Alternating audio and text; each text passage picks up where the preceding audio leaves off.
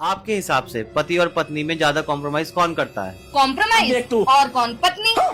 पत्नी सुबह उठेगी 5 बजे और ये नवाब उठेंगे हगते पाते हुए 12 बजे। यही नहीं, अभी और सुनिए। पति का करियर फ्यूचर और पत्नी का करियर सिर्फ एक हॉबी। यहाँ पर क्या हो रहा है? ये कहाँ फंस गया भाई? शादी के बाद पति के माँ बाप उसके साथ रहते हैं और पत्नी को अपने माँ बाप का हालचाल लेने के लिए भी इजाजत की लाइन में लगना पड़ता है।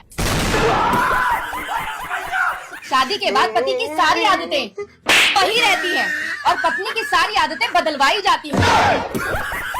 और इतना सब कुछ होने के बाद भी ये चादर मोद मुझे बोलता है कि तुमने मेरे लिए किया ही क्या है।